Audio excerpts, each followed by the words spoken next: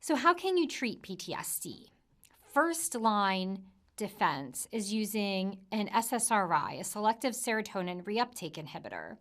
This acts by preventing the reuptake of serotonin in presynaptic neurons, thereby increasing the amount of serotonin in synapses.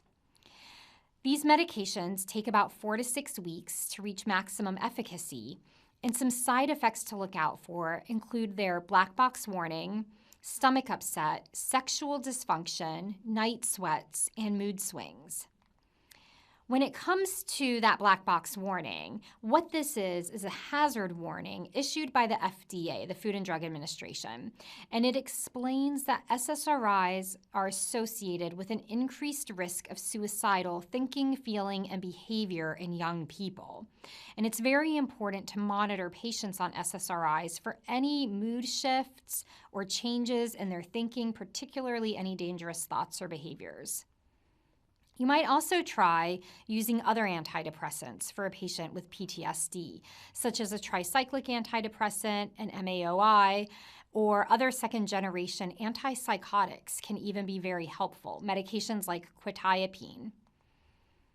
Therapy is also very useful and should always be used along with medication therapy.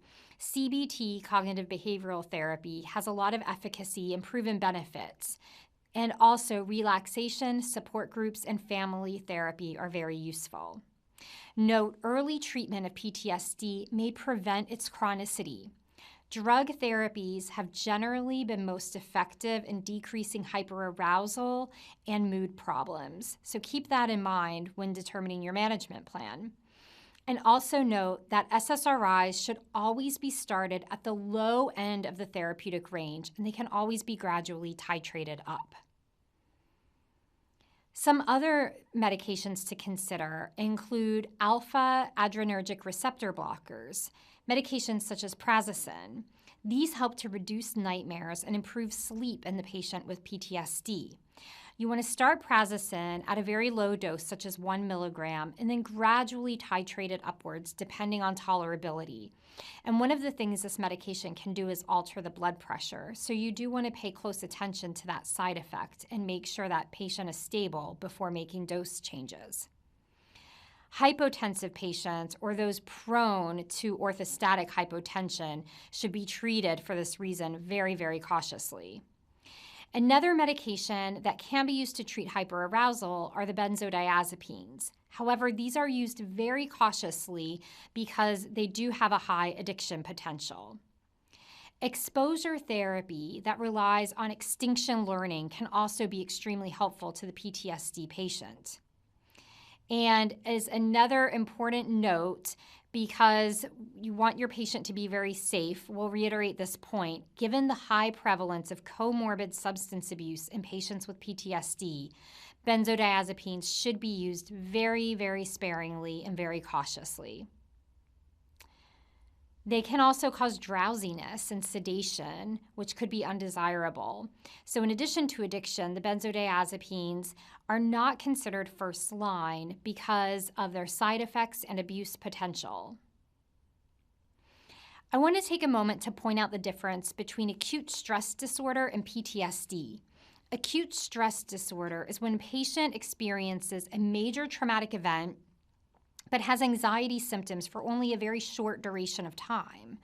To qualify for this diagnosis, the symptoms must occur within 1 month of the trauma and last for a maximum of 1 month, but not beyond. The symptoms are very similar to those for PTSD. So what does this statement apply to?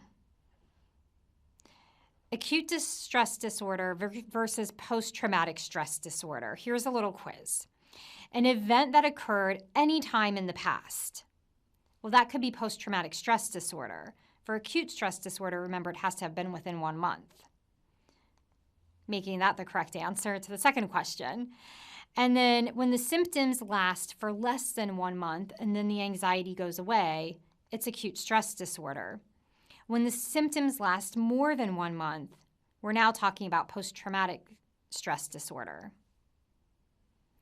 So that's an overview of PTSD, a pretty common anxiety disorder, one that is very treatable, but also can be extremely disabling for patients.